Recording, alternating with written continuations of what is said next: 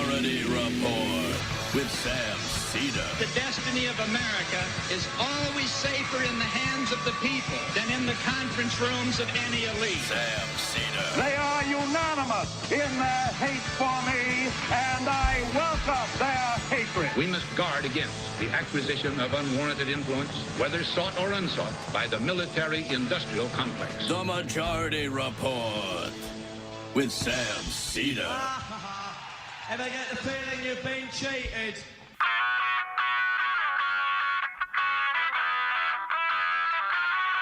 It is Wednesday, December 21st, 2022. My name is Sam Seder. This is the 5-time award-winning Majority Report. We are broadcasting live steps from the industrially ravaged Gowanus Canal in the heartland of America, downtown Brooklyn, USA. On the program today, Dr. MarkAlain Dery, infectious disease specialist at Access Health Louisiana, host of the Noise Filter podcast, the state of COVID in this country of ours. Also on the program today, Leo Schwartz, reporter at Fortune magazine, on the state of FTX. Sam Bankman-Fried and crypto in general. Also on the program today, Trump's taxes released, or at least some of the information released, and surprise, in 2020, you paid more taxes than he did. It's because I'm smart. Smart, yep. Meanwhile, in addition to that, the IRS failed to audit Trump despite it being a presidential protocol. I don't have that surprise thing. Yeah. It's because they're smart. Trump's White House ethics lawyer apparently encouraged January 6th witness to lie under oath.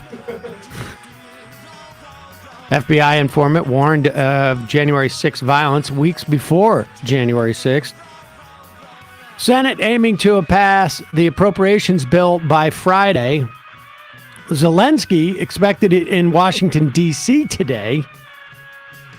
The Consumer Financial Protection Bureau fines Wells Fargo $3.7 billion for its 10 years of banking violations and fraud. Taliban bars women from college. And documents show that Twitter aided the Pentagon in pushing propaganda. All this and more on today's Majority Report. Welcome, ladies and gentlemen. Thanks so much for joining us. It is the day that that my co-host, Emma Vigeland, made famous. Emma, why don't you tell everybody what day it is today? It's not Emma, but it is Wednesday. Emma, sorry. It's okay. Sorry. It's all right. Trying to do two things at once. I was trying to turn on my IMs. It is, I'm sorry, what is the day? Hump day. There you go. See that? That's how you get famous. Sometimes it just takes you coin one phrase, and everybody, it's amazing how many people I run into who call Wednesday hump day now. Wow. It's spreading like wildfire. It really does seem to be catching on. I think you nailed it on that one. Good. But yes, today is hump day. And of course, we're getting a little giddy around here because we are a couple of days away from our year-end vacation. Emma's going to be gone for apparently 3 months. We just found out today. So, but that's all right. I'm going to be on vacation from the 3rd to the 10th of January. I didn't realize that we had the 2nd off. I thought that we'd be in on Monday and I'd be able to be like, all right, bye. Oh, so you're going to come in and then say goodbye and then leave. Right. Be our guest. Maybe I'll do that. Emma's live streaming just to say goodbye to everybody. All right, let's get to this. The Trump tax returns are released, and boy, I never thought that this would be the threat that the Republicans are attempting to. This is one of those things where you can't, as skeptical as you might be about the value of releasing Donald Trump's tax returns, And of course, it won't be the lesson that it should be, which is that, hey, wait a second. Never mind Donald Trump. Why are billionaires not paying full? There's something wrong with the tax code, folks. Just as a matter of course. But boy, I don't think I have ever remembered a worse threat than Kevin Brady, Republican from Texas. Threatening us with a good time. Yes, exactly. Here's Representative Kevin Brady, Republican from Texas, with a threat as to what's going to happen if you release Donald Trump's tax returns. Going forward, the majority chairman of the House Ways and Means Committee and the Senate Finance Committee will have nearly unlimited power to target and make public the tax returns of private citizens. And not just private citizens, political enemies, business and labor leaders, or even the returns of Supreme Court justices themselves. No party in Congress should have that power. No individuals in Congress should have that power. It's a power to embarrass, to harass, or destroy Americans through disclosure of their tax returns. I'm feeling faint. I'm feeling faint. Oh, God. Oh, that must be horrible. That's horrible. That's horrible. I mean, is he trying to threaten the Supreme Court? Like, don't allow us to do it. First off, we know it has always been the case that Congress has had this power to do it. It's not completely unrestrained, but they have the power to do it. And I say get to it. Let's do this. Let's start with the Supreme Court. Let's go through every member in our government, and then we can just keep going, business leaders, and keep going. I think we should do it by dollar amount. A lot of these people, they'll mention like Scandinavia actually has free trade and they're pretty economically free compared to other countries. Do you know that in Sweden, a single anonymous telephone call to the tax authority is enough to find out what someone has paid? All that stuff is public in some of these countries. But here in the United States, we have the high priests who are above reproach, who don't even have ethics laws that they have to abide by, who can decide not to recuse themselves in a case that involves their own wife. That's our country. Freedom, baby. I like the scenarios that he says. Like, one, it could embarrass people. Like, what would be embarrassing? What part would be embarrassing? Maybe like if you haven't paid you haven't paid your taxes. That'd be embarrassing. And then what was the next one? Harass. Will you play that again? We play that again because like I'm really fascinated by all the wrong that's going to happen if your taxes are released. Going forward, the majority chairman of the House Ways and Means Committee and the Senate Finance Committee will have nearly unlimited power to target and make public the tax returns of private citizens. And not just private citizens, political enemies, business and labor leaders, or even the returns of Supreme Court justices themselves. No party in Congress should have that power. No individuals in Congress should have that power. It's a power to embarrass, to harass, or destroy Americans through disclosure of their tax return. Embarrass, harass, or destroy? How are you going to get destroyed? Now, Banana Republican on the IM makes the point, I also fear the release of Americans' tax returns because that's where I keep my nudes. And I can understand. I mean, if you keep your nude photos, like don't attach your nude photos. Sometimes that can be a little embarrassing. I mean, the IRS, like, look, they're underpaid as is. Maybe you're trying to give them a little treat, but actually, don't do that. Don't do that. I mean, how would you get destroyed if your taxes were released? How would you get destroyed? Like, what are the scenarios? Maybe somebody realizes, like, hey, wait a second. Where did this lump sum of cash come from? Where did that lump sum? Like, wait a second. How is he writing off that house? That's not even where he lives, or something. I don't know. Like, I don't know. I want to hear more about this. How are people going to get destroyed if their taxes are released? I mean, I guess embarrassed. Like, if maybe Donald Trump could feel embarrassed. I didn't pay any taxes that year. That seems a little unlikely that he's going to be embarrassed by any of that. It's a political liability for people to know how easy I'm getting off of my tax liability. Yeah, exactly. Like, it's hard to imagine. I that's one of those things where you want people need to give this guy a full hearing and let him tell the American public that they're going to be embarrassed if their tax returns are released. At the same time, the House Judiciary GOP, the one that tweeted out Elon Trump Kanye before the election, said, "Let's see Speaker Pelosi's tax returns." And it's like, let's see. Definitely. Sure. We need to know because of the how her husband has been, having some unique and questionable stock activity, trading activity. I don't think we should stop there. Yeah. Everybody's all you guys. Let's break it all out. Instead of live, laugh, love, we're embarrass, harass, destroy. That's what we're through transparency. That's our mantra here. You know what? What we need to do? We need to add another 80,000 people at the IRS. Let's up this so they can release all the taxes. We're going to take a quick break in a moment. When we do, we will come back with Dr. MarkAlain, Dery, infectious disease specialist at Access Health Louisiana, host of the Noise Filter podcast, talk about COVID. I can't even tell you how many people I know right now have COVID. Really? It's all over the place. All over the place. And we're going to talk about RSV and the flu. And then later we'll be talking to Leo Schwartz, reporter at Fortune Magazine, about SFX and the crypto hearings we had in Washington last week. But first, a word from our sponsor, one of my favorite sponsors. It is, of course, Sunset Lake Sebede.com. They are releasing a new 2022 hemp flower. The cultivars you know and love will now be joined by something called Candy Kush. It's a hybrid, great for helping you ease into bed. Makes you a little bit sleepy.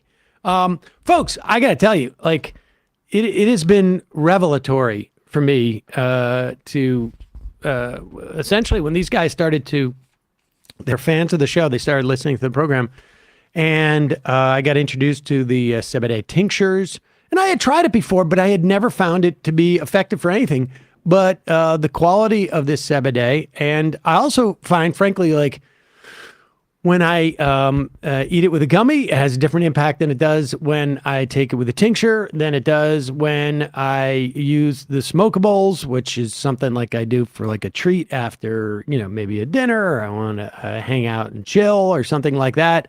Or the fudge.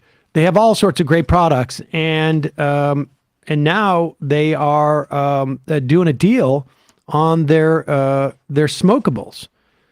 So Sunset Lake Sebede is a majority employee-owned business. They pay a minimum wage of $20 an hour. Their farm uses regenerative farming practices like cover cropping and crop rotation.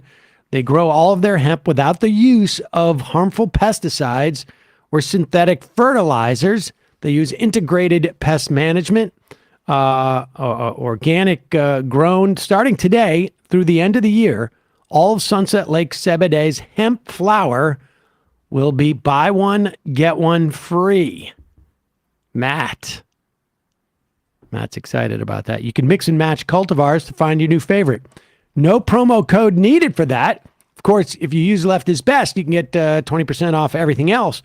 But again, visit sunsetlakesebede.com to try these amazing new cultivars and take advantage of this sale while it lasts. Sale ends December 31st. You can use those smokables both in conjunction with other things that you might smoke, or you can use them on their own. Both ways. Also, another sponsor today, Aura. What does Aura do? Well, for me, it alerted me to, that I had some compromised email addresses and password combinations that I changed. All you got to do is you plug in your email and you find that out. It also helps cut down against those websites that make all your personal information public, because it automatically requests removal of your info. That helps reduce robocalls and keeps, people from figuring out your whole life, whatever it is. Or it protects you from scammers and hackers. It's like I say, they scan the dark web where criminals sell stolen information and presumably buy it, I guess. You can look for your family's emails. You can look for their passwords, social security numbers, including your kids, and it alerts you fast if it finds anything. Aura also gives you real-time alerts, or near real-time alerts, I should say, on suspicious credit inquiries. Like if somebody's opening a loan or a credit card in your name. I opened up an extra savings account for my daughter, and bingo bango, I got alerted that I had done that. Fortunately, it was me. But if it hadn't been me, I would have freaked out for a moment, but I would have been able to jump into the situation. Aura also has a VPN, which allows you to stay anonymous online, keeps your browsing history and personal information safe and encrypted. Aura protects your devices from viruses, and malware, and spyware, and so the bad guys can't break into your situation. I don't know, hold you hostage or something like that. Not literally, but your info. Aura can also help you manage what your kids do on their devices. And this is really fun to do with your kids. We want to see a reaction from being in the other room. It's actually pretty funny. You can restrict specific apps, set screen time limits, even set focus time to ensure that your kid is doing their homework instead of binging on YouTube like little clips of, if actors didn't know how to do karate or something like that. Mm-hmm. That's Saul likes pretty those specific. Where somebody's doing a nunchuck thing and they hit themselves in the crotch. Yeah, there's a lot of that. Anyways, Aura's password manager lets you store and access your online passwords securely and conveniently. That all comes with Aura, and you can try it all for free for 14 days at aura.com/majority. You may be shocked by how much of your private information Aura finds exposed online over the next 2 weeks during your free trial. That's aura.com/majority to try Aura for free for 14 days. All right, we're going to take a quick break. And then when we come back, we're going to be talking to MarkAlain, Dery, infectious disease specialist at Access Health, Louisiana, host of the Noise Filter podcast. We'll be right back after this.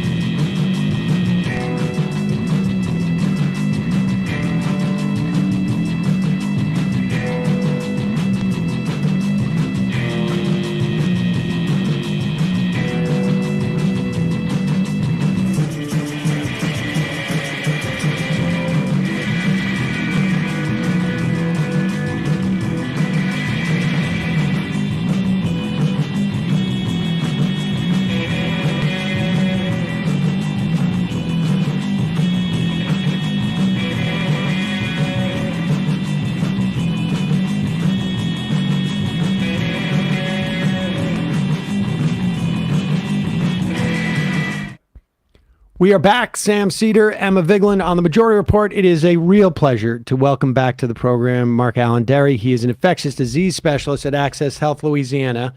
He's the host of the Noise Filter podcast, which is a great one to check out, folks, for good information on COVID and broader health issues. MarkAlain, thanks so much for joining us, and I really appreciate it because seems like you've been working every day for like a month at this point. Tomorrow makes 10 weeks, and hello, Sam, and hello, Emma. Oh, jeez. Thank you guys so much. It's been 10 weeks covering for another physician who's out on maternity leave. And so, yeah, so if I'm not here, there's no one else. So I just been doing it, and we'll leave for Scotland in a week to Glasgow. I'll still be working while I'm there, but at least I have a trip in mind here coming up very soon. Oh, well, glad to hear it. Yeah. So I want to start with just one question, then I want to go through some of the information you have on a deck with some graphics.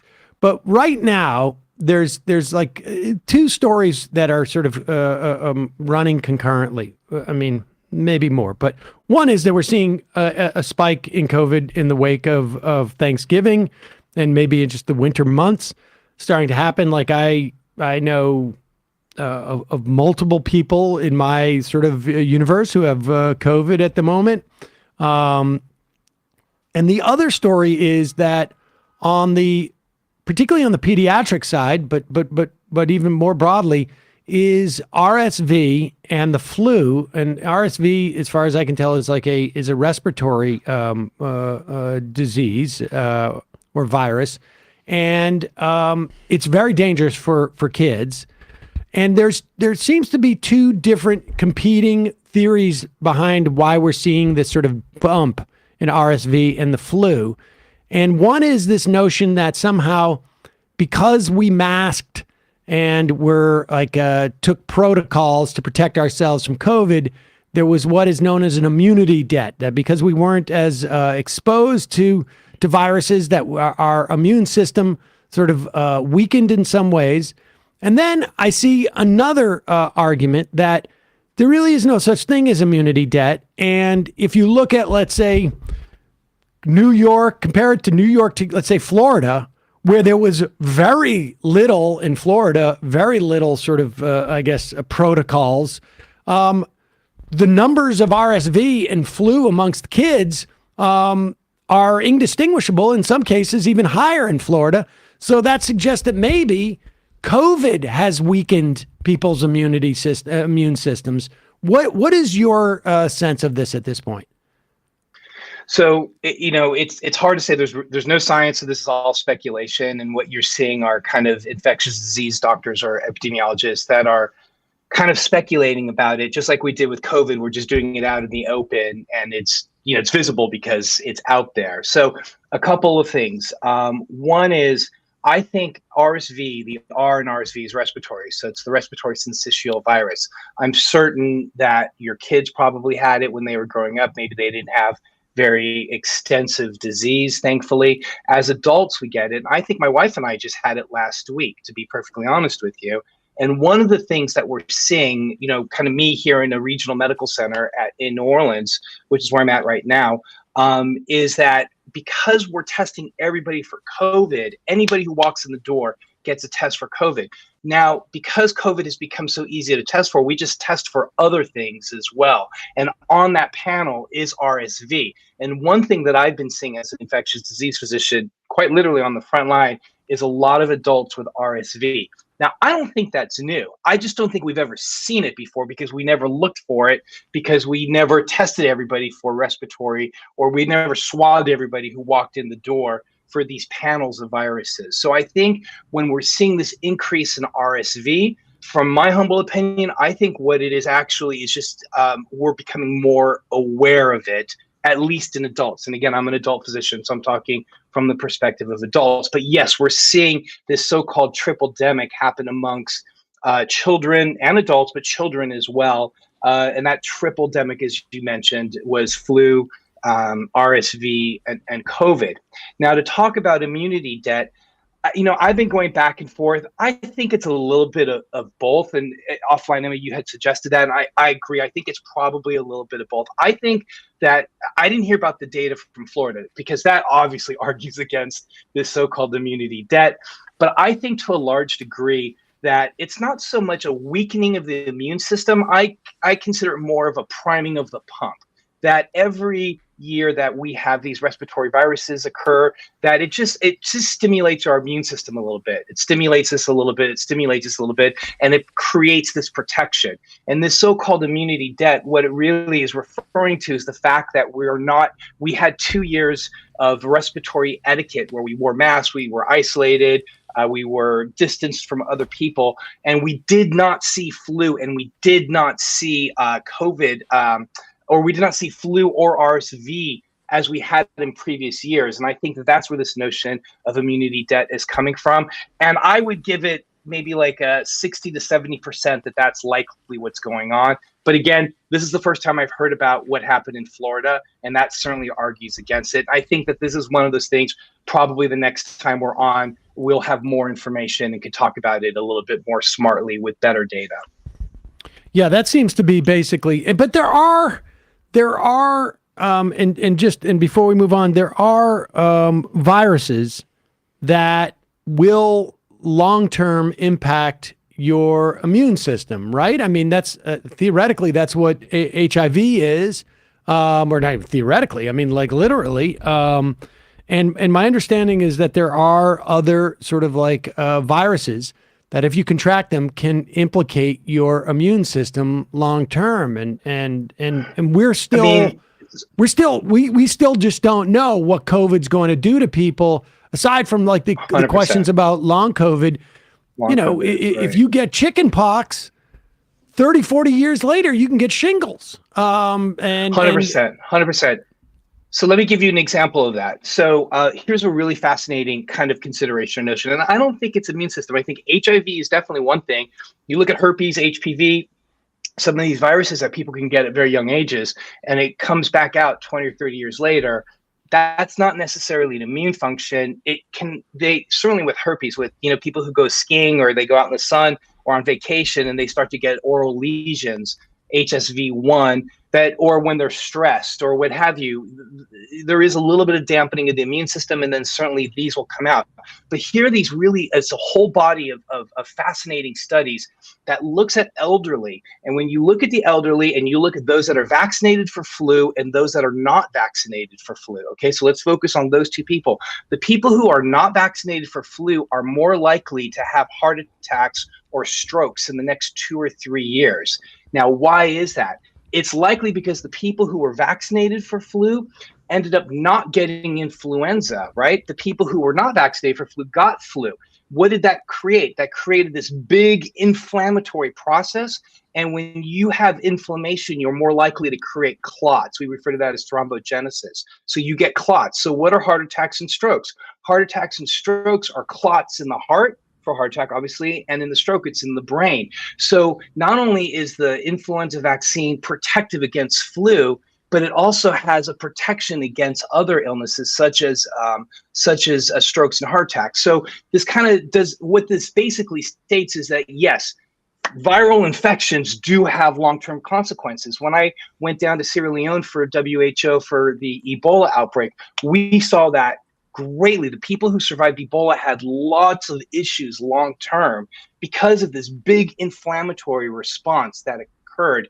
And I think we're going to probably see more of that with COVID. And I think the first time we talked, I even talked about some of this as well, is that you get these very big inflammatory responses, and we don't know what the long-term consequences are. But in the population of the elderly, we do see that those are not vaccinated for influenza are more likely to have heart attacks and strokes within 2 or 3 years later because of that thrombogenesis that occurs with illness. In terms of pediatric, or not pediatric, but younger people getting strokes, all I've seen are really anecdotal evidence on this. So I'm just couching it in that. But are there any indications that COVID or multiple infections of COVID might be causing some things like strokes in younger people when they didn't previously have a condition on that front? So, and I've not seen that, but let me put it this way: I would not be surprised because, again, of the inflammatory. So, inflammation is immunity, and immunity is inflammation in our brain. We think about them as being separate, but they're really two sides of the same coin. So, when your immune system increases, that's basically inflammation, right? So, that inflammatory response or that immune response in the right host, in the right person, I could see could potentially go on and have strokes, like you were saying, especially in younger people who otherwise would be healthy, and had they never had COVID, they would have never been subjected to a stroke. Maybe there's a good time to segue into some of your panels, because when we talk about things like excess deaths, I mean, this is one of the things that seems to be tricky about the whole parsing of died with COVID, died of COVID. They didn't die from COVID. They died from some secondary thing, but that's sort of the point, is right. Like this disease, COVID, if it will bring about secondary infections that will kill you, like pneumonia. If you die of pneumonia, you die of pneumonia. But you wouldn't have the pneumonia, but for the COVID. And I know someone recently who died of cardiac arrest. They were older. They had some other comorbidities, but they got COVID, and then they immediately they were succumbed by cardiac arrest. Did they die of COVID? I mean, it seems to me the COVID is the but for in that situation. There could have been other things, but because there was such a desire to put COVID behind us and to get to work and to essentially get the economy going again, there became all this sort of parsing to diminish the threat that COVID represents to people and their long-term health, despite the fact of like over 1 million people died and continue to die, hundreds a day. And it's fascinating, but let's go into the first one, I guess. This is and Sam, while we're doing that, let me just to give you an example. Like if somebody gets in a car accident and they hemorrhage, right? They don't put on the death certificate car accident. They'll put hemorrhage, but they would have never hemorrhaged had they not been in a car accident. Right. Exactly. That's a perfect example. And here is, let's do this. We have the sharpest 2-year decline in life expectancy in nearly 100 years. This is incredible. This is incredible. This is the first time in the past, like demographers, people who work with demographics and that are like, they're epidemiologists, but they're dealing with populations. What in the past, they've only dealt with changes in the forms of weeks to months. Never has the unit of change been measured in years. And what we've seen now is a drastic reduction in life expectancy. And this is something that obviously that is talked about regularly on the Majority Report, is how difficult the American life is, working life, the fact that we don't have unions that represent us, and the fact that all of the structural discrimination that exists in our society, and what that ultimately comes out to, especially when we're talking about deaths of despair, is we're seeing this rapid reduction in life expectancy. And this is the first time it happened the first year, and the fact that it happened the second year was really stunning. And we're going to see in a couple months if it follows a 3-year trend. And unfortunately, as you could expect in this American society we live in, it doesn't affect everybody the same. It disproportionately affects communities of color, and the number 3 cause of the of death is COVID. So something that prior to 2020, it didn't exist. Now the number 3 cause of death, especially when we're talking about loss of expectancy of life, is really as a result of COVID, and that's really quite stunning. So, and then of course the deaths of despair, which I know is something that you've talked about on this show several times before. Yeah, and you can see in that life expectancy somewhere in 214, you see sort of like almost like a soft like trough, and that is. Particularly, I think it was white men in the sort of, I think, 40 to 60 age group. There was a decrease in life expectancy, largely because of the opioid crisis and suicide. And it starts to come back up actually in 2019, 2020, and then just it doesn't quite fall off a cliff, but it sort of rolls down a hill, as it were, for everybody. Absolutely. Absolutely. And here is, pop this one up. This is showing that COVID is now the third leading cause of death in the country. You see these things, and it's just sort of shocking that it's just shocking the level of denial that is in the country. Like, we can't seem to sort of even come to the sort of to the point of reconciling, like, okay, we have decided as a society we need to move forward and stop almost all mitigation of COVID, but it's almost like we can't also bring ourselves to concede what this means, that we have simply accepted a higher level of death from something, heart disease and cancer, we're throwing billions of dollars at annually to try and mitigate, to try and, cure, to change our lifestyle. And COVID is theoretically an easier lift on some level to sort of mitigate against. We won't do it. It's, I recently was on a plane, and I was just shocked. Like, maybe 10% of us are wearing a mask, and planes, they supposedly have good filtration systems, but it's why not? Why would I not wear a mask from I get into the airport as things start to get a little congested onto the why wouldn't you do it? And nobody's doing it. 100%. I don't know if you guys reported on Governor DeSantis in Florida and this kind of panel that he's putting together. That was kind of in the news last week. I forgot if you guys reported it on Friday or not, but It's just shocking. It's things like that, right, that lead to kind of that why COVID is number 3 in terms of mortality, and the reason why we are losing life expectancy. The first time ever since we've measured these sorts of things, we're falling backwards because we now have people who not only are trying to politicize it, and I know that we've got slides later talking about the politics in COVID, but how, what the governor in Florida wants to do is try to create a panel looking and blaming people who are doing the right thing. I mean, it's about as Orwellian, it just seems like we always get close to Orwellian, or we talk about, this is the most Orwellian thing that I've ever really seen.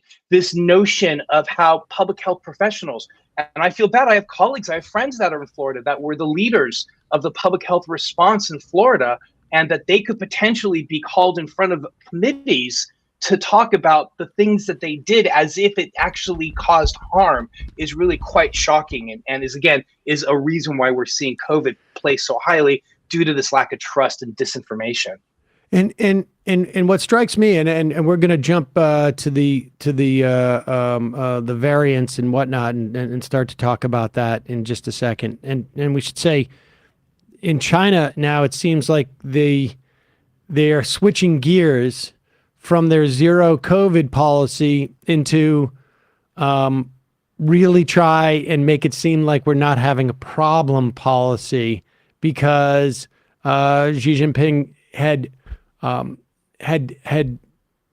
invested so much in terms of his domestic political power in the idea that in China, we don't have the same problems. We don't have as many deaths from COVID. We don't have as many cases as around the world. They didn't have the same sort of vaccination. You have to have 3 shots, and they certainly haven't had nearly the sort of uptake on the vaccination that we have had here. They felt like they didn't need to do it because they were going to do zero COVID policy instead. They've shifted that now, and I read, I think it was today, that they are going to well, if you didn't die from COVID, we're not counting your death as COVID. The sort of the car accident. You may have gotten into a car accident, but that's not what killed you. You were alive when we took you to the hospital. So you didn't die of a car accident. I asked that because, can I comment on?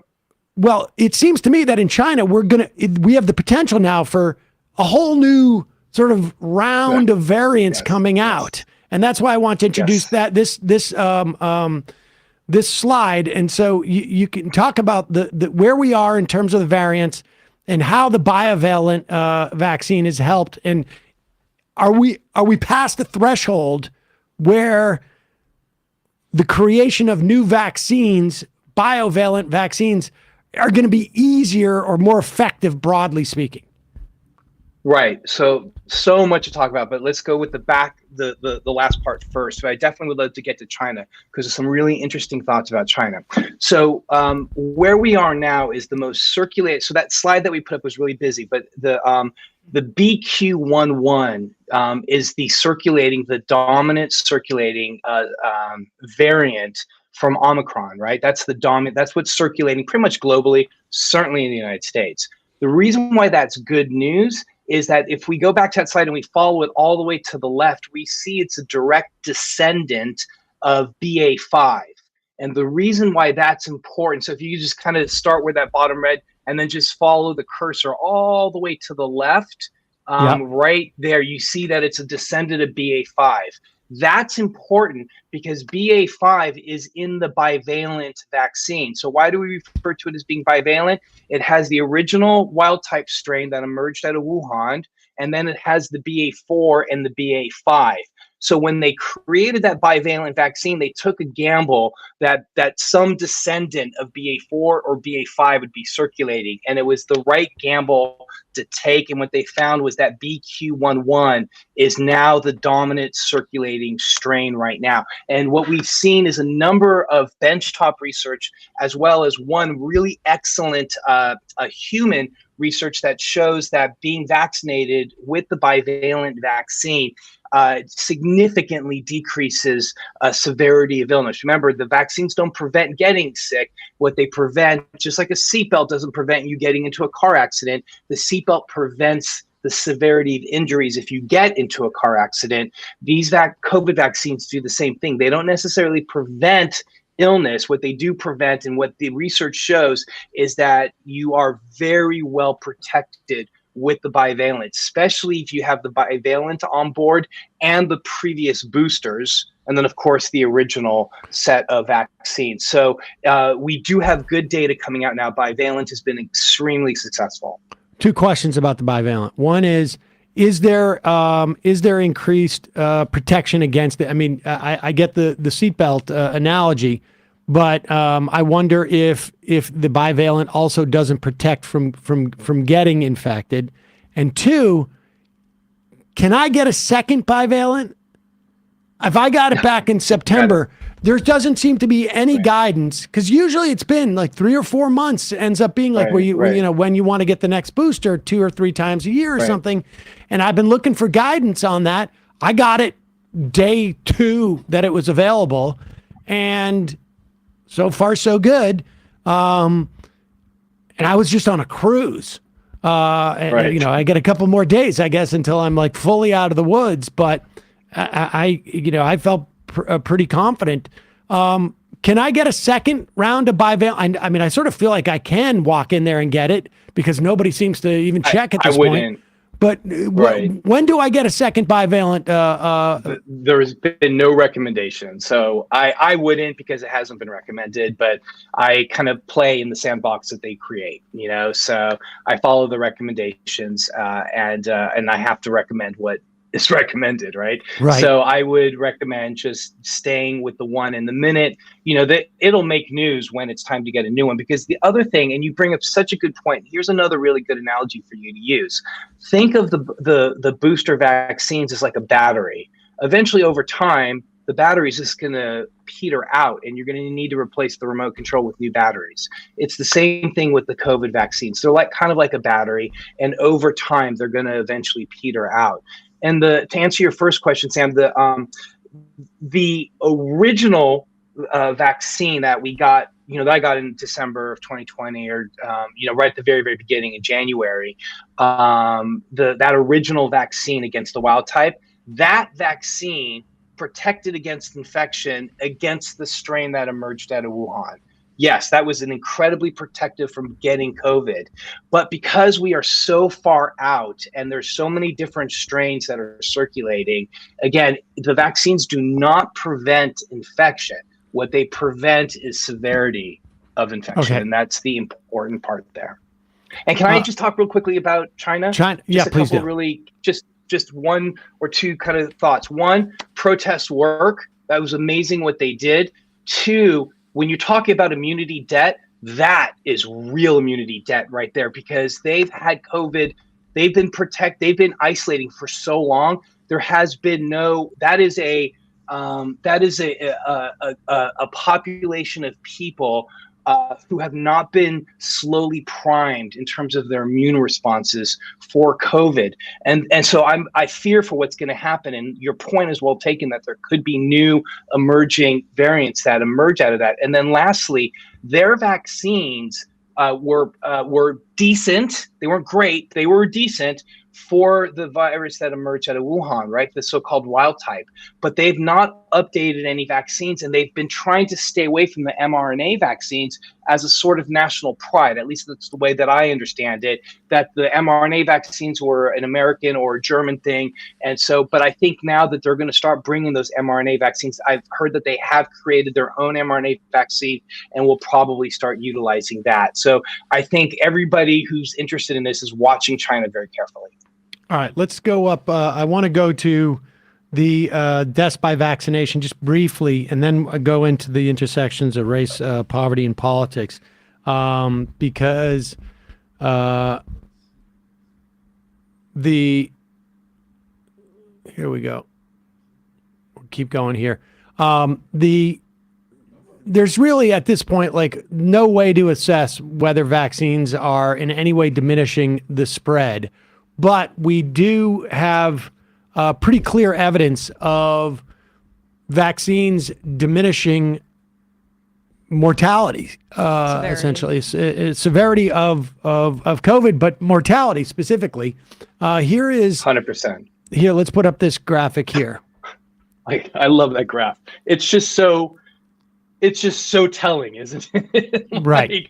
And for those of you who listen to the Majority Report like I do on podcasts, what we're showing is a graph in which there's the mortality from those suffering from that are unvaccinated is wildly elevated compared to those that are vaccinated, which is almost at the baseline, which is almost zero.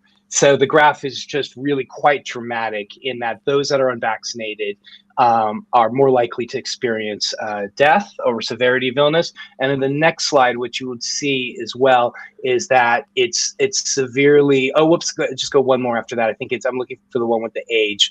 There's one more. I'm so sorry. One more after that is looking, and again, one more is that there you go. That you have unvaccinated 80 plus and unvaccinated 65 and older. You could see are wildly disproportionate in terms of mortality when compared to those that are vaccinated. So the question is whether or not the vaccines work or not. That question has long since been settled. If people are not vaccinated at this point, it's a choice that they are invariably making. The same thing as somebody who doesn't want to wear a helmet when they're riding a motorcycle or refuses to put a seatbelt on when they're driving in a car. So let me ask you this, and we're looking at this, and this graph is not terribly dissimilar from the original one, which had the just basic unvaccinated versus vaccinated. What accounts, as you move from January 2022, there's a huge disparity between the vaccinated and unvaccinated, and I guess that's because it's winter. And so, it's going around more, and as it goes around more, more people get it. But what accounts for it dips down in April to where the disparity between the vaccinated and unvaccinated is small, and then it sort of starts to grow a little bit, and you can see we're right at the it only goes up until June, and I imagine now it's even higher. But what accounts for that? Is that the rates of people getting COVID, and therefore, as more people get COVID, it captures more people who are going to unfortunately die? Is that basically what it is? Yes. Okay. Yes. That's exactly right. That's 100%. And so, there it is. It's really a question of, and I would imagine too, we're never going to get to the peak that we saw in January 2022, at least in the near term, despite this being another winter, because it's almost like for lack of a better term, I don't mean to be sort of flip about this, but the kindling has already burned up, as it were. 100%. Okay. The people who are most susceptible to die, increasingly, they have passed. And presumably, the vaccination works, better on a 65-year-old than it does on an 85-year-old, because dying is binary essentially, and you get closer, you get more susceptible. There's just more of a likelihood that you're going to pass, particularly if you're unvaccinated. But even if you're vaccinated, there's more of a likelihood you're going to pass. Yeah, I mean, for those that are vaccinated, again, we see that the protection is great, and that we're probably going to move into it now. Is that when you look at the politics, and certainly when we talk about the so-called red wave that was supposed to happen in November, one of the things, and again, I don't want to be flippant either, but that kindling that you referred to was kind of the fire that fire that COVID was supposed to bring, or could potentially bring. I doubt that it will, because largely the people who were going to die from it, again, without being flippant, have passed. And if you look at who those people are, they are people who vote in red counties, right? Or versus blue counties. And so this so-called, one of the things that, people who understand and talk about this, one of the things that we're talking about is that there could have been a significant change had people been vaccinated, and had people who live in red counties been vaccinated at the rates of people who live in blue counties. And I think that's something that needs to be talked about. We'll pop this up right here. We'll pop this up right here. And then maybe we'll go back to poverty. Although, I think one of the things is we know that poverty is a comorbidity in this country, because you're less likely to have access to a hospital. You're less likely to have the ability even to get vaccinated, for that matter. But even if you did, you're less likely to be able to take time off from work. You're less likely to have daycare. You're less likely to be separated from somebody who's sick. I mean, on and on and on and on. It's just like, we can see this not just in the context of COVID. We can see this across society. But we should just say that. But let's go back to this red-blue divide, because it is pretty fascinating. So what this slide is showing is that the New York Times in 2020, in April of 2020, or 2021, basically went around and just said who's getting vaccinated early and who's not. And what they showed was this clear trend that counties that voted for Biden versus counties that voted for Trump. And that was kind of the breakdown, the categories they used. And what they found was that it was very clear in this graph that counties that voted for Trump were significantly less likely to get the vaccine. Now, remember, this is April 2021. The vaccine is new. It's new mRNA vaccine. People are waiting to see how people do. So let's see what happens. So 6 months later, I think the Kaiser Family Foundation, and that's the next slide, did a repeat of that study. And what they found was that, again, you could see that delta. You have 53% of counties that voted blue versus 40% counties that voted red. You have a 12% delta, change, a 12% that were not getting vaccinated. And then when you move to the next slide, what did that do, 6 months later? And when you go to the next slide, again, a little hard to read, but you could see, no, you're right there. Go back to that one. No, go, yeah, that one right there. What you're seeing there, the first wave, that big spike is basically the first cities, New York, New Orleans, Seattle, whatever. But then after that, you see the spikes are in red after that. And those are all spikes that are coordinating to counties that voted red. And you could see mortality is significantly experienced by red counties over blue counties. Now, you would expect that would be the same, because people are people and COVID affects people no matter how you vote. But what that's really showing is how you, whether or not you were vaccinated, was actually predicting whether you were going to die or not, like we mentioned a moment ago. And it looks, and the data is very clear, is that the county that you lived in could be a predictor as to whether or not you could die, whether or not you got vaccinated. And that's really something quite stunning. And I think that that's something that political scientists need to and will consider in the future when they look back and look at some of these elections that we've had recently. And we again also remember that demographically speaking, Republican voters tend to be older than Democratic voters, so you're going to see that in the numbers as well. In terms of like this is you're looking at probably like more likely a significant amount of Republican voters over Democratic voters are there. The other thing that I think this data is going to end up being important for, in terms of like counties, is we don't know for sure, but 10, 20 years down the road, we may be seeing expenditures higher in these counties on healthcare because of secondary, tertiary medical issues that develop over time because of COVID. Long COVID. Absolutely. We're starting to see that now. We're starting to see because it's hard to measure long COVID. One of the measurements that you'll see long COVID being measured in is in dollars, because we could definitely measure dollars, right? But it's hard to measure long COVID in a person, right? So we're up to trillions of dollars of loss in wages and then just kind of in the economy because of long COVID. And, kind of along the same thing, what we saw was the National Defense Act was just signed, I think, on this past Friday. In that National Defense Act was the notion that soldiers did not have to get vaccinated for COVID anymore, that mandatory requirement.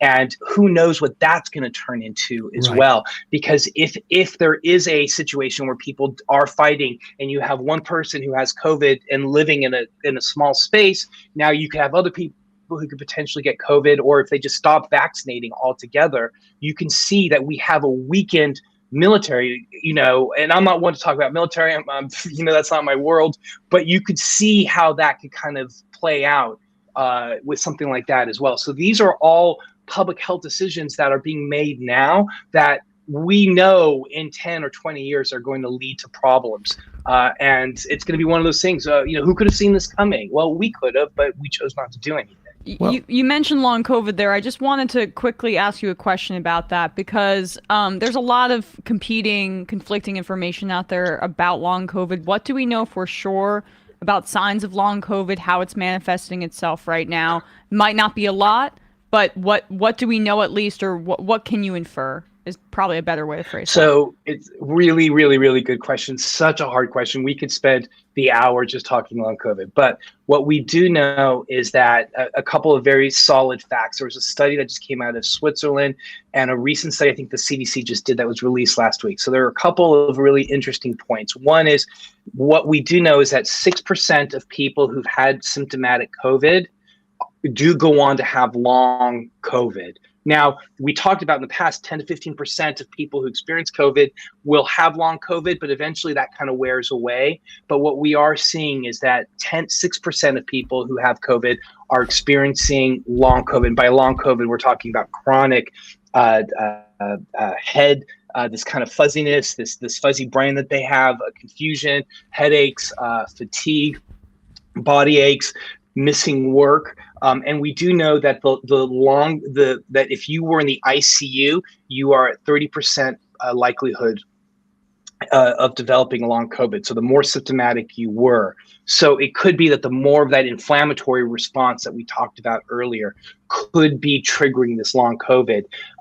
Emma, the thing is that it's hard because we don't have any specific strict guidelines to measure it yet. And we're waiting for the CDC or those sorts of entities, the NIH, to provide those guidelines, because it's such a fuzzy, it's so fuzzy. If you come to me and you have HIV, you have a positive HIV test, I could diagnose you with HIV, or you've had a heart attack, we could see that. But long COVID is hard to measure, and that's what I mean by it's being fuzzy.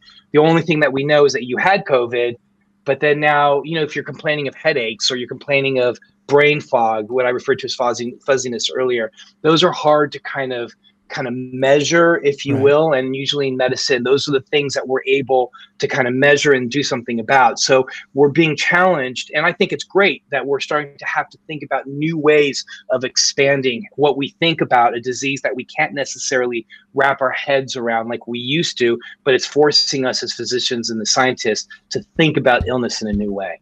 Well, MarkAlain, Dery, we have to run, but I want to talk about your trip to Ukraine that you did months ago.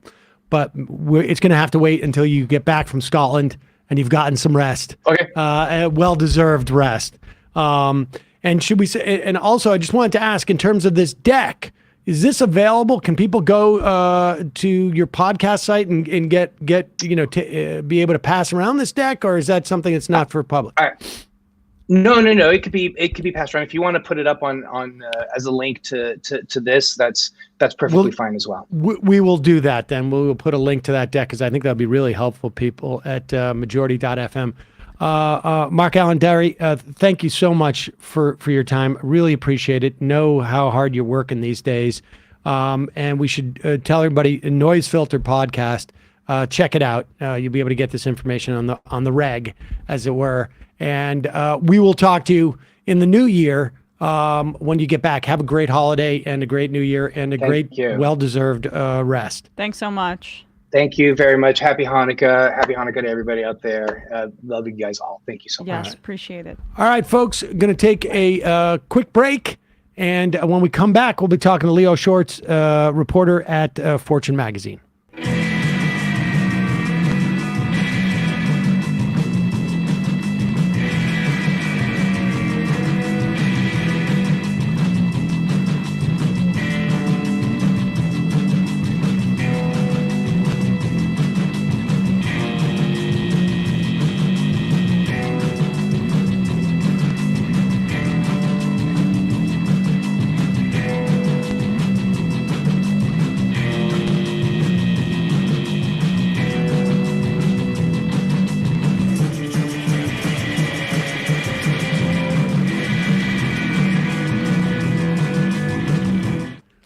We are back. Sam Seder on the Majority Report. It is a pleasure to welcome to the program the very patient Leo Schwartz, the reporter at Fortune magazine.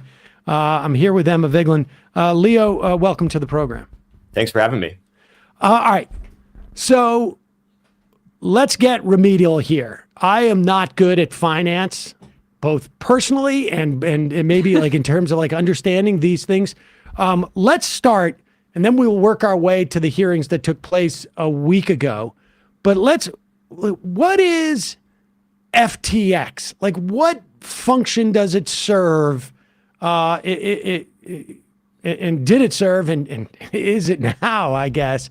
But what function did it serve? Like, it seems to me it's sort of like almost like an E-Trade, if you will, for crypto. So within crypto, if you want to buy something like Bitcoin or Ethereum or any of the different coins, usually you go to a centralized exchange to do so, where you pay with fiat currency, then you get the crypto token exchange, and they host it for you. So a clear example of that is Coinbase, which is a public company in the US. Another one is Kraken. Binance is the biggest one right now. It's an offshores company. What FTX did was a little bit different. So you could go on and buy Bitcoin or Ether like on any other exchange, but it was also a derivatives trading platform. So you could do more advanced types of trading, the type of stuff that's become more commonplace with Robinhood, I would say. If you want to do options trading, if you want to do margin trading, where you're borrowing Bitcoin you don't have to bet on the future price of it. And that was one of the reasons it wasn't actually based in the US. It was doing a lot of unregulated types of trades that were either for very advanced traders or people who probably shouldn't be engaging in that type of trading, but wanted to anyway. So let me just, okay. So Coinbase, I have some experience with that because at one point we had this program on Steemit. I'm not even sure if it's still around anymore. And do you remember that? And it was like, it was developing Steam dollars and they converted into Bitcoin. And so like, I have a couple $100 there and I go and just watch the graph just basically fall. And is Coinbase, if I have $1,000 at Coinbase and I've got $1,000 worth of Bitcoin, that's not FDIC insured, right? I mean, it can just go away in any fashion whatsoever, it seems. Yeah, I mean, so much of crypto is unregulated, and that's the point of a lot of my reporting and a lot of the issue in DC right now is there's no real protections around it. I would say where Coinbase is different than an FTX is Coinbase is a public company, so they're subject to more audits than an offshore's private company would be. I think they also like to play by the rules a little bit more than clearly what we saw with FTX. But yeah, that gets to the general issue with all of crypto, which is that it's basically a Wild West. Okay, now you say clearly FTX did not play by the rules. That is unclear to me, not because I am disputing any of this. It's just like I don't even follow. Like, so they're people are buying crypto there, but then there's also like all these different sort of like you say, derivative ways in which to buy it, so that I can leverage crypto I don't have to buy more crypto. And this encourages what? Like I heard stories of I know somebody whose brother was walking his dog in LA, and somebody just came up and here's like $50,000 US dollars worth of crypto as a way of making the crypto valuable. A, is stuff like that true? And B, like, why was there something about FTX that was trying to create value in currencies, in crypto coins that didn't exist? Like they were trying to create it from whole cloth. Yeah, so a couple dynamics going on there. The first is it's true there was more risky trading happening on FTX by the design of the platform, but that's not really where things went wrong. Like you said, what FTX was doing and what a lot of crypto companies do was this really sneaky type of accounting where they basically create their own token. For FTX, it was called FTT. And it's almost like stock in the company where the value of it increases as the overall value or perceived value of the company increases. But FTX was actually using this token as collateral and accepting it as collateral. An example of that would be like, for example, if you did margin trading on TD Ameritrade, so you were trading with money you didn't have, and then as collateral, you're putting up stock for TD Ameritrade itself. Obviously, it doesn't really make sense. The other thing that FTX was doing was it wasn't only FTT. They were also basically pumping up the prices of other tokens, more obscure tokens that they're investing in. And worst of all, they had this affiliated proprietary trading fund or a hedge fund called Alameda, which was basically all Sam Bankman-Fried's money. He owned 90% of it. And Alameda was allowed to do whatever it wanted on FTX with no limits in what's called a type of God mode. And that's basically where this $8 billion hole happened, where all of this customer money just disappeared. All right. So I want to just go back and explain to people what you said about like giving the FT Ameritrade example. So if I'm buying something on margin, it's basically I'm borrowing money to buy a stock. And the idea is that I'm hoping the stock is going to go up. I'm going to be able to pay off the loan and I'm going to be able to make the delta there. But I can't just borrow money without having to give some collateral. And so I'm giving the collateral I'm giving in the case of FTX is basically something that sort of creates value in FTX. If FTX says, we will take FTX shares as collateral for actual money that you borrow, then it increases the value of FTX shares as long as we stay in that universe. Right? I mean, that's basically, I mean, that's sort of like what currency is all about. The reason why the American dollar has value is because the U.S. government will only accept American dollars for your tax payments. And if you don't give the tax payments, they're going to put you in jail. And so that's how the value of that currency is established ultimately. And that's sort of traditionally been the way that it works. I think the Romans did that when they would conquer a land. Here's some Roman dollars, as it were, and we'll recollect those in taxes, but now our soldiers can use it as a way of buying your goods. But they were just sort of, it was just sort of almost like musical chairs, right? I mean, the real problem is the idea with collateral is if I can't actually pay for the bet or the trade that I'm making, then the exchange that I'm making the trade on can take the collateral that I put up, which is usually going to be in some form of fiat currency. But if I both can't pay for the trade and also the collateral I've put up is the exchange's own funny money, then if they do the margin call, if they come and ask for their money, then it doesn't exist. And this is basically what happened with this hedge fund that was really just themselves, where the hedge fund was putting up its own currency as collateral. And I want to say, like, this is intentionally confusing. I don't think it should really make that much sense. It's all fairly ludicrous. And just going back to the different kind of trading platforms like Coinbase and FTX and the differences between those two. I mean, it seems like FTX was especially risky, but what is inherently different about it as a trading platform that made it so? I mean, first off, I would say the main focus of it was engaging in this type of margin trading, which is basically doing derivatives trading where you're betting on things like futures with money that you don't necessarily have. So you're taking out loans against the platform. And that's, again, what Alameda, this hedge fund, was doing, which is really where FTX ran into trouble. The other thing is FTX was incorporated, or it was a Bahamian company. So even though there's no regulation in the US, there's, I would say, even less in the Bahamas, even though they do have this set of laws they had created to attract companies like FTX. And what that means is when FTX was doing things that are a big no-no, like commingling customer funds with their hedge funds' money, that's something I think you can be assured that a public company in the US like Coinbase wouldn't be doing. It may be too early to tell this but is it your sense that, like, this was plotted out in advance, or just like the ball starts rolling, you're trying to keep it from falling off this ledge, so you create another sort of like ramp over here, and then when it's about to fall off that ledge, you create another ramp going that way, and all of a sudden you've got this sort of like bizarro system that has just been developed on an ad hoc basis as to avoid different crises? That's really the $1 million question. So as you may have seen, Sam Bankman-Fried, after the collapse, engaged in this very ill-advised media tour where he basically spoke with any journalist who reached out for an interview. And his whole spiel was, essentially, I'm a dumb idiot. I didn't know what I was doing. We had no accounting. This was all unintentional.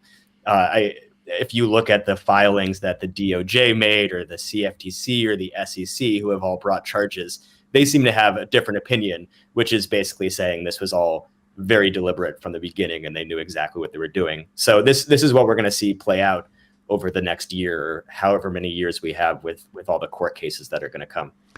Could he have, despite his either stupidity or nefariousness, could he have pulled this off, or was this sort of inevitably going to fall apart? It's a great question. I don't have the answer for this. What precipitated this whole mess is he had a friend turned rival who's the head of the biggest crypto exchange that's called Binance, who goes by the name CZ. And Sam had sort of pissed off CZ because Sam had engaged in this tour of DC and being the face of regulation with CZ, who's the head of Binance. It's unclear if he was ever allowed to actually come to DC, if he would be immediately put in handcuffs. Sam sort of alluded to this on Twitter. And then CZ, who actually owned, I think, $2 billion worth of this token, FTT, basically said, I don't have a lot of trust in this. I'm going to start selling it. And that sort of precipitated what some call a bank run on FTX's funds. The other thing, of course, that came out was this balance sheet for Alameda, which is the hedge fund, which showed that a lot of their money was being held in this token FTT, which showed that they weren't necessarily as solvent or as rich or as good at trading as they claim to be. So, all right, let's turn to the hearings that took place last week. And, I think most of us here, and you may have a different opinion, have been pretty crypto skeptical from day one. Like to me, and maybe you can tell me where I'm wrong. To me, crypto sounds a lot like tulips, or like baseball cards, or some other type of collectible. Like, okay, It also sounds like a multi-level marketing scheme and a Ponzi scheme all put together. Yeah, I mean, there's some of that, but I think it's just like it's not. But they've hoarded the coins all at the top, and then the way to increase the value is to get more people in. That's where it's the MLM. Yes, I guess that's also the case. You just need to sort of like. Well, you could argue the same thing about baseball cards. We just need to convince more people to become baseball card collectors, and the way you do that is like. I held on to these since I was a kid, and now my Mickey Mantle is worth a lot of money. And then other people are like, oh, I'm going to hold on to my baseball cards, and I'm going to buy and collect. And that's the way any collectibles, it seems to me, like increase in their value. Why is it actually not the case that is that wrong assessment of crypto? So I'll start off by saying that I, of course, an objective journalist, so I don't take a stance one way or the other. But I would say what the pro crypto crowd says is the first iteration of this Bitcoin really came out after the 2008 financial crisis, and the philosophy behind it was this very internet-based libertarian view, which is we shouldn't have a few banks and governments controlling the financial system. The idea is that crypto can be this censorship-free, fully decentralized way of having money that would be essentially run by code instead of by people. And I think there are real use cases for where that makes sense. One, for example, is being able to do cross-border payments, especially to countries that are under sanctions. So if you're someone in Iran and you want to be able to have access to money or be able to raise funding for a nonprofit or something, it's a way to be able to actually send money back and forth that's not run by the US government or the IMF. Another is that it can I just say there's another way to express that: money laundering for good purposes. And that's what a lot of senators say. Liz Warren. I mean, there's an argument to have like a system to money launder for good things, like helping dissidents in an authoritarian country. But that's what that is. like you're smuggling in. Like some type of value system that it's money laundering, right? I mean, that's what that's called. It's just that we don't look at it as money laundering when it goes to dissidents and NGOs. Exactly. You can say it euphemistically or you can say it not, depending, I guess, on what your view on it is. And then it also reduces a lot of fees for something like remittance payments. If you live in a country where a lot of the GDP is coming from remittances, obviously it's controlled by companies like Western Union or MoneyGram, who are taking huge percentages off the top, and there's no real competition. With crypto, again, the idea is that you have this system that's run entirely by software. There's not necessarily the profit motive, so it creates a better use case. After that, you can get into NFTs and all of these tokens that I think it's probably harder to make a case for, but I would say the ones that I brought up are more of the philosophical underpinnings of crypto.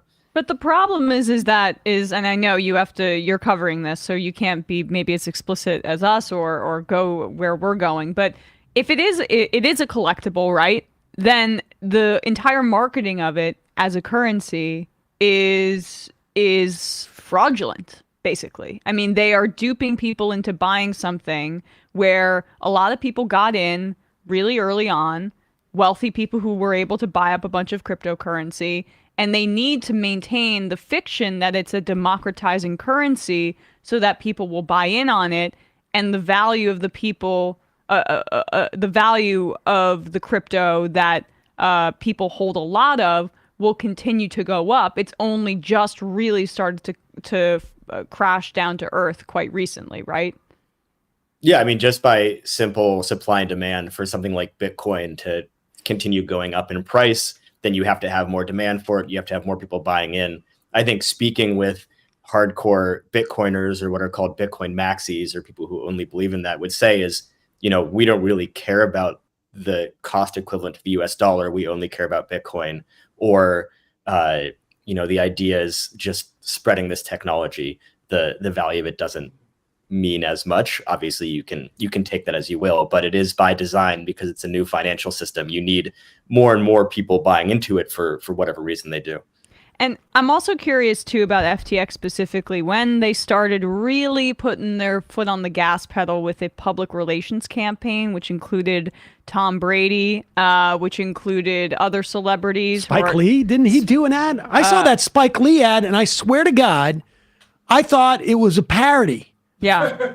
And then I got to the end, and I'm like, wait a second. This is not a joke. This is real. I hadn't seen it when it first came out. That one's pretty depressing. I mean, Tom Brady makes sense, but Spike Lee, it's a bit sad. But like, it just, was that campaign, I mean, did that align with some of the drama that you described earlier with CZ and with kind of maybe Sam Bankman-Fried understanding that they needed a public campaign in order to maintain FTX before it began to collapse? Yeah, it's funny. I mean, Sam Bankman-Fried was a very shrewd businessman. I actually went to an event he spoke at DC in October, so just a few weeks before this happened. And he said that all of the ads weren't to bring on more retail customers or more consumers. It was more to increase their credibility with investors and with banks and stuff like that, which I think is probably a bit untrue. But what's more important, I think, is he really positioned himself as the white knight of crypto. So more so than getting Tom Brady or Larry David on as spokespeople, he was crypto's face in DC. So DC has been grappling with how to regulate the industry for several years, and over the past year, Sam really was the presence for the industry in DC and forged relationships with a lot of lawmakers, which has since made a lot of them look not great. Well, but the regulation piece is key here, right? Which is why they want to be regulated so they can be legitimized, this industry. And my stance is, don't legitimize them, kill it now. And that is probably what speaks to what you're saying about his abilities as a businessman, because if he was pushing for regulation, that means that he wanted some sort of guardrails in order to get like the more buttoned up types in Washington to see this as something legitimate as opposed to what it ended up being. And regulating crypto could save crypto. For my purposes, I don't want that. But is that kind of your sense of his strategy on that front, at least? So I would say that's certainly what critics or skeptics say about crypto. And you saw this when the Senate Banking Committee had a hearing last week. Hillary Allen, who's a law professor at American University, basically said that, which is the only reason that crypto wants new regulations is because they can't comply with the current ones. So it would legitimize them. It would further their ascent into traditional finance, which has already been starting. As for what Sam Bankman-Fried's motives were, it's sort of hard to tell, because obviously FTX was offshores. It's unclear if regulation had passed, if he would have brought it on shores. Obviously, a lot of what they were engaging in wouldn't necessarily have been allowed under regulation, like this idea of being able to commingle customer funds with his proprietary trading firms funds. You can't do. I really think it was to buy favor and to build up his own position as this white knight of crypto in this broader market of volatility. When you look at people like CZ, who's a lot of lawmakers view as this national security threat, Sam was someone who positioned himself as being a lot more friendly and easy to deal with. So, I mean, getting back to these hearings and the concept of like new set of regulations for crypto, because they can't essentially fit within the regulatory framework that exists now. So, are there? Let's say I actually believe that crypto is an effective quasi-currency that can do the things that you say. I'm going to suspend my disbelief for a moment. There are clearly regulations that they should not be exempt from. Like, you can't commingle your private funds with sort of like your new crypto. Like, you can't do those, type of things that make consumers' holdings so insecure that you can literally drain their bank accounts to fulfill your other obligations. Are there regulations? Is there a regulatory framework that exists that can essentially mitigate the risk that, in the same way that, to the extent that we have, and I would argue that we haven't mitigated it enough within our sort of vanilla-ish financial system. What would be the regulatory framework if we were to sort of put that aside and say, like, we're going to put these protections? Like, what would it be that they're looking for that's going to increase the value or make it, that so that there's broader adoption, I guess, of these coins, like stable coin? Like, I don't know. The idea that you could have something called stable coin really makes me question the rest of the coins. But what would it be? Yeah, so stable coins are an interesting example. It's basically a specific type of crypto where it's pegged to an underlying asset, usually the US dollar. And it's a way it's basically an on-ramp from taking, if you have fiat currency and you want to move it into a crypto exchange in a large fashion, you can buy. Isn't that like gold? I mean, honestly, isn't that like gold? It's just a commodity. And they're also trying to say that this is supposed to be independent of the big hallmark of crypto is that it's independent of the U.S. currency, and yet now we need to stabilize this. So let's tether it to the United States currency. Yeah, well, so that one's interesting because it's basically the easiest way to get from dollars into the crypto ecosystem. Other than that, once you get from that stable coin, the biggest one is called Tether, and is another very sketchy ecosystem, and you can move that into FTX, then you can play around in the crypto sandbox. But basically, I mean, if you look back at May, which is when the whole crisis in crypto began, it was precipitated by the fall of this stablecoin, which is very not stable, that was called Terra Luna. And that was, I mean, we don't have to really get into this, but it was called an algorithmic stablecoin where it wasn't backed by anything. It was backed by an algorithm. Usually they're supposed to actually be backed 1-to-1 to the US dollar. But I think this is going down a rabbit hole. I would say that stablecoins are basically one of the pieces of legislation that is pretty bipartisan, where they basically want to make sure that another Terra Luna situation where you have a complete collapse and the stablecoins aren't stable can't happen. The big one is basically this debate over what's a security and what's a commodity. Like you just brought up, gold is obviously a commodity. It seems to be that the only commodity within crypto that people agree on is Bitcoin, with the idea that it's sufficiently decentralized that it's not considered to be a security. Securities are under the jurisdiction of Gary Gensler, going back to your original question, Sam. And Gary Gensler is the chair of the SEC, basically says, the existing regulation out there is fine.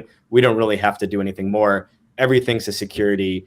Everything's under my remit, except for maybe Bitcoin. And he and probably other people like Senator Sherrod Brown and Senator Warren don't necessarily want a lot more regulation to happen, or if anything, they just want more resources and more crackdowns on what's existing. So in other words, why create a whole new set of rules for Bitcoin? You know, well, Bitcoin and crypto has to comport to our regulatory structure as it exists now, and if it can't, then it's not really worth it. I mean, it seems to me like stablecoin is Venmo or Cash App or Zelle. I mean, that's what stablecoin more or less is, right? Like it's tethered to the American dollar. But, you know, I'm going to Venmo you instead of I'm going to pay you in cash or something. I mean, that's what it seems to be on that level. And then anything doesn't comport to that, you're on your own, it seems like. Yeah. So stable coins are either a way, again, going back to this question of laundering versus censorship-free payments. It's either a way to get money across borders in a way that's outside of traditional finance, or it's an on-ramp into exchanges like FTX from fiat currency. And then with the security versus commodity debate, what the crypto industry says is there are no rules. We don't know what's a security. We don't know what's a commodity. We don't know who's under the jurisdiction of the SEC versus the CFTC. And that's what they really want regulation around, is basically this clear set of rules for saying, okay, if you're an exchange like FTX that does X, Y, and Z, you have to go register with the CFTC, or if you do other things, you have to go to the SEC. And what they argue is it would make all these rules a lot easier to follow, and it would help prevent future collapses. Again, whether that seems reasonable. I mean, to establish who has jurisdiction in the U.S. government over what activities is going on, that seems like a reasonable exercise to me. That would help the agencies too, I would imagine, to say like, okay, we have a bigger job ahead of us. We need a slightly bigger budget. And then, of course, the lawmakers that get paid off by crypto would know which agencies they want to starve of resources so that they can't actually perform that regulation. Yeah, and I would say there's pretty bipartisan support around that core question of basically the jurisdictional division between the CFTC and the SEC. The SEC is largely viewed very negatively by the crypto industry. The CFTC is viewed more favorably, and the crypto industry wants more to be under the remit of the CFTC. Right, I imagine because they're less harsh in terms of these things, and they've got more. I guess the SEC is just used to cracking down a little bit more on this stuff. Let me ask you this: from your perspective, which senators? I imagine there's a bunch in the House, but which senators are most exposed in terms of this? Like I've seen some, ads that I think Gillibrand did with I can't remember. She and Cynthia Loomis are both pushing for regulation, and I Gillibrand and Booker. I don't know where Booker is on this. I don't know if he's on the committee, but like they've been kind of pro crypto people, and I don't think it's a coincidence that they're in close proximity to Wall Street, who might be pushing that, and they give donations to these senators. How exposed are these senators? I mean, like at one point they've got to be like, okay, I've gotten a lot of donations from these people, but this could be a problem going forward. Give us your sense, if you have one, of what's happening on that end. Yeah, so Lummis is one of the big ones. She put forward a bill with Gillibrand that a lot of people have viewed as too industry friendly. One of the reasons for that is that Lummis on her Twitter profile picture actually changed it to have the laser eyes, which has become synonymous with Bitcoin. Tom Brady also did that. So I would say some of the crypto skeptic crowd was not really on board with that. Stabenow and Bozeman, who lead the Senate Agriculture Committee, are big on crypto. Agriculture Committee, interestingly enough, because of the history of grain futures, is the one that has jurisdiction over the CFTC. So that's why they're one of the major bodies putting forth crypto legislation. And then in the House, it's more on the Republican side, but there's also bipartisan group of people, including Tom Emmer and Patrick McHenry and Richie Torres, who are pushing for more crypto legislation, whether it's something more like a market structure bill that would deal more with that jurisdictional question, or something that more deals with something that's a little more simpler, like stablecoin regulation. As for exposure, I think there's been a lot of great reporting about all of the donations that were flowing from everyone from FTX to Andreessen Horowitz, the big VC fund that's big on crypto. What's interesting now to see is that Sam Bankman-Fried and FTX was one of the biggest donors to Joe Biden and the Democratic Party. It's since come out he was doing the same for Republicans. Now that it's in bankruptcy, the question is if they'll have to claw back the funds, if lawmakers are going to actually have to give back all this money. Yeah, that's fascinating. The creditors want that cash that has been spread around. Leo Schwartz, reporter of Fortune magazine. I want to say that I understand this, and I think I understand it a little bit better, which I think is a major accomplishment on your part. And so I thank you for coming on. Thanks so much. We'll put links to some of your recent reporting on this, and obviously a big story. Appreciate it. I appreciate it. Thanks so much. Thank you. All right, folks, we're going to take a quick break, shortened to a fun half today. What are you going to do? Yeah, two good interviews. We had two good guests. Yeah. And I'm going to need the break to make a couple of adjustments to my portfolio. Oh, there you go.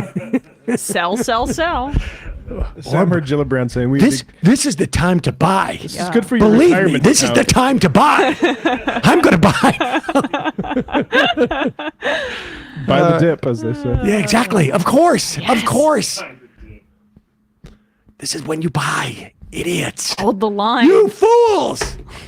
If Tesla stock gets low enough, I might make that my first stock purchase, and just so I have a hedge against if like Elon is successul in the future. At least I'll like get some monetarily benefit. The emotional hedge. Yeah. I will tell you right now. I understand that. If I'm sure, I know that there's a way to short Tesla. I just don't know actually how to do it. And that's the bet. Yeah. That's you might be bet. a little late on that, though. Yes, I have a feeling I am. I think there are a lot of people who had been. Smart people have been shorting them for a little while. But anyway. Folks, 646-257-3920 is the number. We're going to head into the fun half. Just a reminder, it is your support that makes this show possible. You can support this program by becoming a member at jointhemajorityreport.com. When you do, you not only get the free show, free commercials, you get the fun half as well. And also, one thing I've neglected to mention yesterday about Joshua Kahn Russell's The Wildfire Project at thewildfireproject.org. We'll put a link to that in our podcast and YouTube description. That if you donate to that organization, which is like essentially creating a superstructure, like the support structure for grassroots activism across the country of all sorts. It's tax deductible. So it's a great way to support some of your favorite organizations and being able to do that across the board. And here's the thing from my experience, and I don't know if this is true for the Wildfire Project, but my experience, broadly speaking, is that organizations like the Wildfire Project, they're not attracting big name donors, because big name donors want to they want projects that they can name after. Like, this is the Sam Seder initiative to do blankety blank. And so when you have a group like the Wildfire Project who do stuff that is like operational, that on a day-to-day basis make grassroots organizations more effective, it is harder for them to attract funding. But your dollar, when you give it to them from a political activism standpoint, goes really far, because they're basically going around and teaching, to use this overused analogy, they're teaching fishermen, to fish better. They already know how to fish, but this tells them best practices, teaches them how to be more durable and more effective. And so if you want to support grassroots activism, supporting these guys is a great way to do it. Thewildfireproject.org. That's just me plugging an organization that I believe in. And justcoffee.coop, fair trade coffee, tea, or chocolate. Use the coupon code majority, get 10% off. Emma. Big week in sports. Yes. Very insane weekend. We discussed it on ESPN, youtube.com/ESPN show, from the NFL to the World Cup. And the competition heating up. Tomorrow, Bradley and I, we're going to go early tomorrow on ESPN. So pretty much right after the Majority Report, check that out. And then we'll talk about our upcoming schedule, since I'm going to be off for a little while, how we're going to figure that out. I might do some solo streams, have some fun with it. But youtube.com/ESPN show. Check us out tomorrow for our last live duo in studio show of the year. And Matt, what's happening in the Matt Leck experience? Matt Leck Media. Yeah. In Matt Leck Media, we talked to Xander Corvus and Summer Hart, adult film stars, about free speech and workplace safety and different sort of things from their perspective.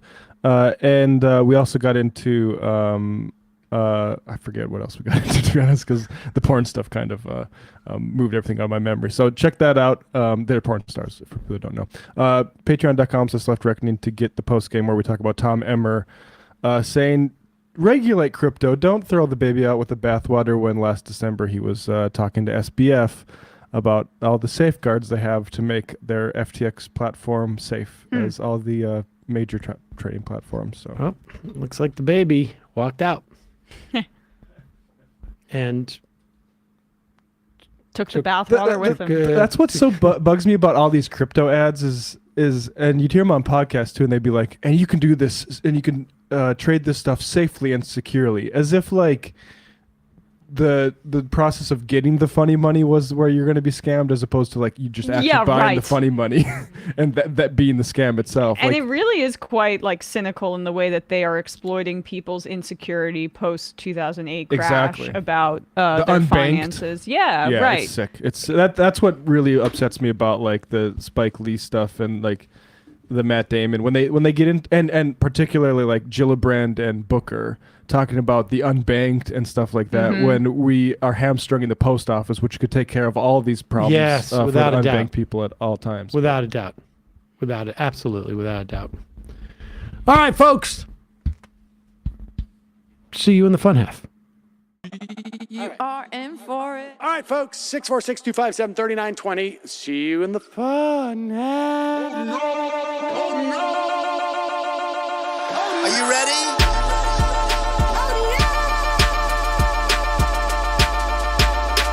Who sent us this? Alpha males are back. Boy is back. And the alpha males are back.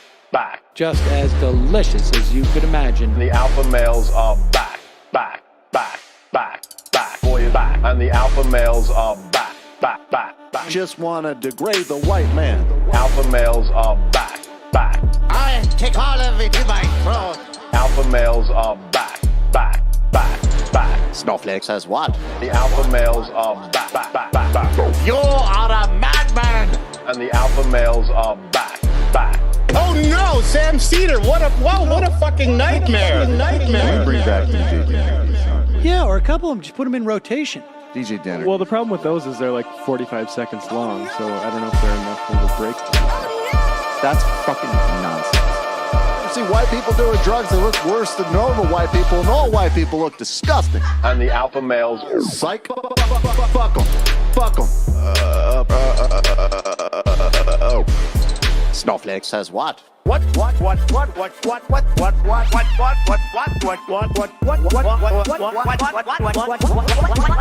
says what? A hell of a lot of bank. A hell of a lot of bank. Okay, I'm making stupid money. Hell of a lot of bank. A hell of a lot of bank. All lives matter. Have you tried doing an impression on a college campus? I think that there's no reason why reasonable people across the divide can't all agree with this. Psych. And the alpha males are back.